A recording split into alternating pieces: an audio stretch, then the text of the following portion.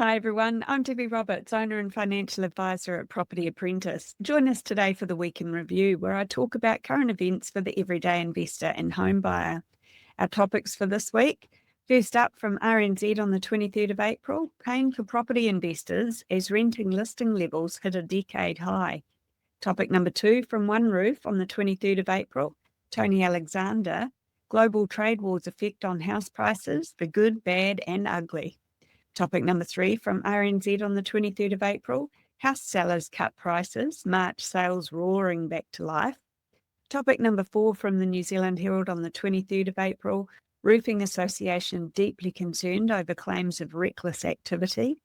And topic number 5 for this week in review, from Good Returns on the 22nd of April, sitting back and taking a calm attitude.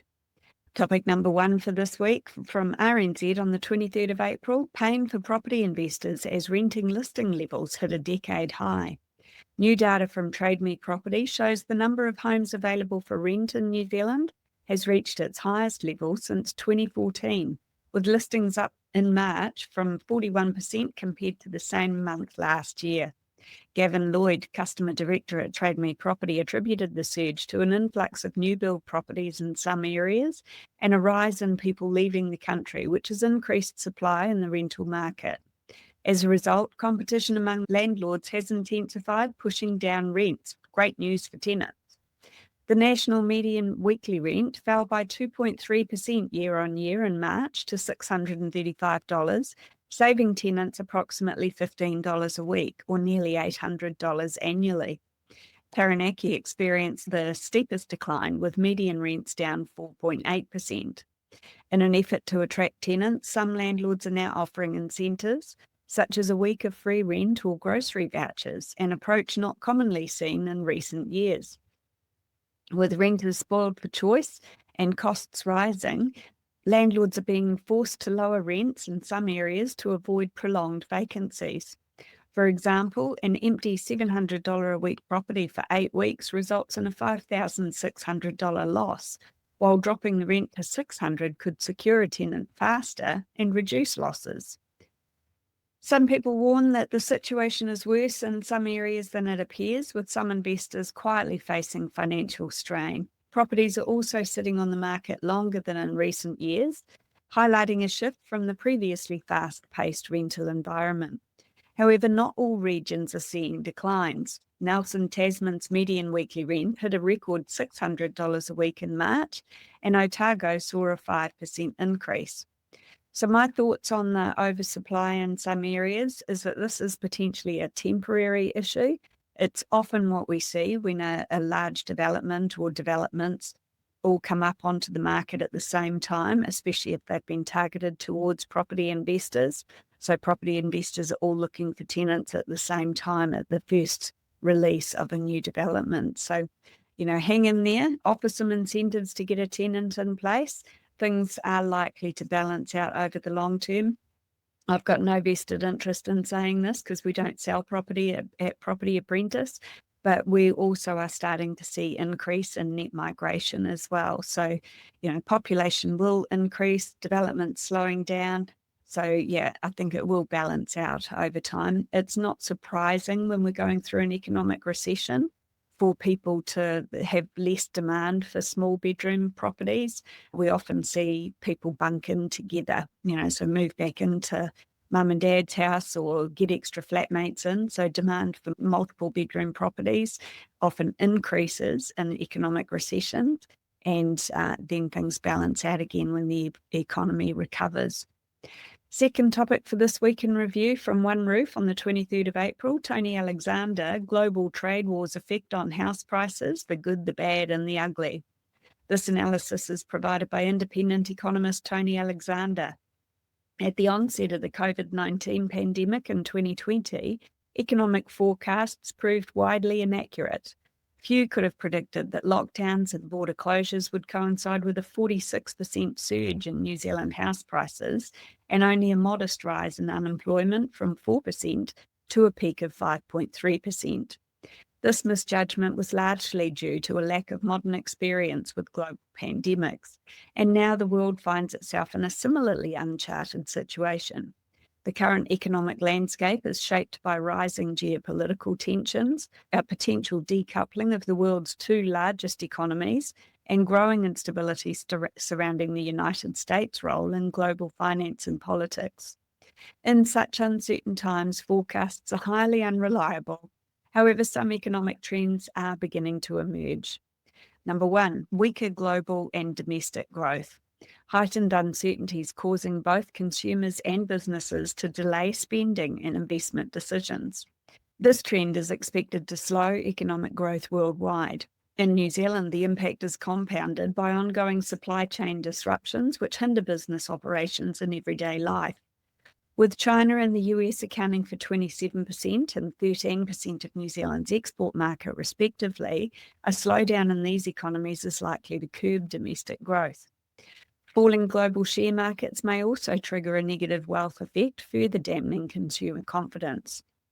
Number two, inflation pressures and business strain. Higher offshore tariffs are raising the cost of producing goods in countries New Zealand imports from, pushing up domestic prices. Supply chain disruptions, similar to those seen during the pandemic, are also likely to drive inflation higher. Some relief may come from China, potentially redirecting goods away from the US market at discounted prices. However, the extent of that impact may be limited by logistical challenges. In addition, slower growth may temper inflation, but that creates its own risks. With many businesses already facing record low margins, the inability to pass on rising costs could accelerate business closures through 2025. Number three, rising interest rate risks and market volatility. Share prices are under pressure from global risk factors, but a new concern has emerged: political interference in the independence of the US Federal Reserve. If inflation targeting is compromised, this could destabilize US bond markets and influence interest rates globally. Long-term borrowing costs are often benchmarked against US Treasury rates. With uncertainty surrounding US monetary policy and the potential for China to offload some of the 10% of US bonds it holds, upward pressure on global interest rates is becoming more likely. As the US increasingly contributes to instability in global markets and geopolitics, New Zealand home buyers and investors are advised to consider the potential implications. In particular, caution is warranted around debt levels and the duration of fixed interest rates in this volatile environment. So it is certainly going to be a let's wait and see what happens, and things change on the daily at the moment. Trump is nothing if not unpredictable. So we'll just a lot of the next few weeks is going to be a case of wait and see how the market reacts. We are still expecting the New Zealand OCR to reduce over the next 6 months, which will certainly reduce the short-term interest rates. Long-term interest rates, anybody's guess. At the moment, they are all pretty below average. So, interest rates at the moment are looking pretty good.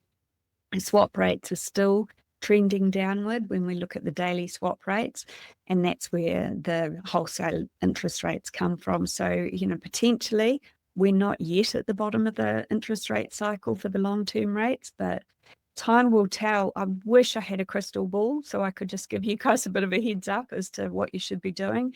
But I think have a chat with your mortgage advisor if you've got interest rates coming up for refixing, and make an informed decision that you feel comfortable with. Only hindsight will have the benefit of 20/20 vision, and whatever you feel comfortable with today, you just have to stick with that and know that it could literally go either way. So there's very little chance that you're going to get it absolutely right, but just make sure that you're making a decision that you're comfortable with based on your cash flow and potential future increases in interest rates across the board. Topic number 3 from RNZ on the 23rd of April, house sellers cut prices, March sales roaring back to life. Home sellers collectively reduced their asking prices by $63 million in the first quarter of this year, according to realestate.co.nz. This compares to nearly $70 million in reductions during the same period in 2024, although more properties were discounted this year. 1,686. That's 1,686, up from 1,624 last year. Realestate.co.nz spokesperson Vanessa Williams said sellers were becoming more realistic with initial pricing, which helped reduce the need for significant cuts later.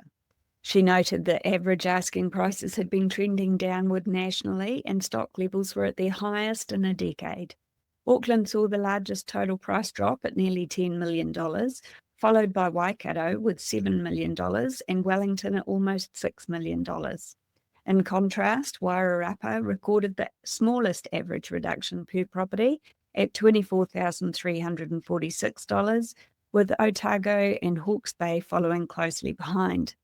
Williams said these figures offered valuable benchmarks for both buyers and sellers, providing insight into negotiation room and market expectations. Meanwhile, CoreLogic data revealed that property sales in March rose 11% year on year after a dip in February. CoreLogic property economist Calvin Davidson described March as a strong comeback. He noted that although sales had been gradually recovering over the past 2 years, activity remained slightly below normal levels. Improved confidence, partly due to lower interest rates, was cited as a key factor. Davidson explained that while housing values had increased slightly, up 0.5% in March and 0.4% in February, high listing volumes continued to give buyers the upper hand. He suggested a clearer market shift might not emerge until spring, summer, or even early next year. Investor interest is also growing. While first-home buyer activity has eased from its recent highs, investor participation is rising, aided by lower mortgage rates, reducing the need for top-ups from other income sources. Davidson projected that about 10,000 additional property sales this year and a 5% increase in property values. However, with bank test rates falling, debt-to-income ratios are expected to become a constraint on borrowing capacity in the future. So my thoughts on this is that, this buyer's market is looking likely to hang around for a little bit longer. So no need to rush out there and panic buy. Plenty of opportunity, good negotiation opportunities, make your money when you buy, and then you'll reap the rewards when the property market eventually does recover. Topic number 4 from New Zealand Herald on the 23rd of April, Roofing Association deeply concerned over claims of reckless activity. An Auckland homeowner, Ed Waka, claims that he and his family are facing a repair bill of up to $40,000 after reckless actions by roofing platform Roof Buddy. Waka's issues began in 2024 when he was connected through Roof Buddy with Lifetime Roofing for a roofing job using Kiwi Seal. That's a liquid membrane applied to roofs. He says the project was marred by delays, poor communication, and subpar practices, which caused extensive water damage and the collapse of his bedroom ceiling. Waka was aggressively pursued for a deposit and progress payments, but once those were made, he says the company was unaccountable. He claims no independent quality assessment was conducted despite advertising it on social media. The roof continued to leak, damaging additional parts of the house. Even with multiple coats of the product, the problem persisted, and Waka is now working with his insurance company to assess what can be claimed. He no longer wants Roof Buddy involved in the repairs, accusing the platform of being reckless. He also suspects the re-roofing quotes provided through the platform were inflated to make the Kiwi Seal membrane appear like the best option. Since sharing his experience online, Waka says he's received messages from others who faced similar issues. Luke Boostridge, CEO of the Roofing Association of New Zealand, expressed concern over Roof Buddy's practices. Although Roof Buddy is not a member of the association, Boostridge stated that the association has received multiple complaints from concerned homeowners and professionals. He emphasised the need to regulate residential re-roofing, as it currently isn't covered under the Licensed Building Practitioner Scheme, leaving consumers vulnerable. Responding to the issues, Roof Buddy CEO James Logan explained that the platform has no influence over the pricing provided by service providers. He justified the high re-roofing quotes, stating that the re-roofing was the most suitable solution for Waka's property. Logan confirmed that quality assessments had not been completed due to Lifetime Roofing's failure to meet the quoted specifications. Logan took responsibility for not intervening sooner and for failing to activate Roof Buddy's customer warranties earlier in the process. He's now working to resolve the issue in Waka's favour. Alex Anderson, Director of Lifetime Roofing, also took responsibility for the issues, admitting that client expectations weren't met. Although the company had planned to return on April 16 for remedial work, they respected Waka's decision to pause the work while his insurance process was ongoing. As a gesture of goodwill, Lifetime Roofing already covered the full replacement of the ceiling in the affected room at no cost to Waka. Anderson expressed the company's commitment to working with Roof Buddy and Waka to reach a long-term solution and restore the family's home. Topic number 5 from Good Returns on the 22nd of April, sitting back and taking a calm attitude. Westpac is maintaining its forecast of a 3.25% OCR bottom, despite other economists suggesting a lower OCR due to New Zealand's uneven economic recovery and the impact of the US-led global trade war. Westpac's chief economist, Kelly Eckold, advocates for a more cautious approach, acknowledging that while some are predicting a 2.5% OCR, the bank prefers a considered analysis over quick reactions. In contrast, BNZ expects the OCR to stabilise at 2.75 in August and remain at this low for an extended period, while ANZ anticipates 2 further cuts, bringing the OCR to 2.5%. Squirrel Mortgages also sees a possibility of this drop, revising their neutral OCR estimate to between 2.5 and 2.75. Eckold points out that although the trade war's costs to New Zealand are minimal, about 0.2% of GDP, export prices have risen by 15 to 20%. He suggests that while the trade war may pose risks, the financial market's reactions may be overstated. His preference is to take a careful, balanced approach rather than overreacting. Regarding housing, Eckold notes there's no significant upward pressure on interest rates, with house prices rising slowly. According to Ryan's March data, the house price index increased by 0.2%, marking 5 months of gains, though prices were down 0.7% year on year. Recent drops in wholesale interest rates are expected to lead to a modest decrease in fixed home long-term interest rates, and some banks have already reduced short-term rates to 4.99%. Eckold predicts that once the economic situation stabilises, fixed mortgage rates could fall further, improving affordability for first-home buyers and property investors.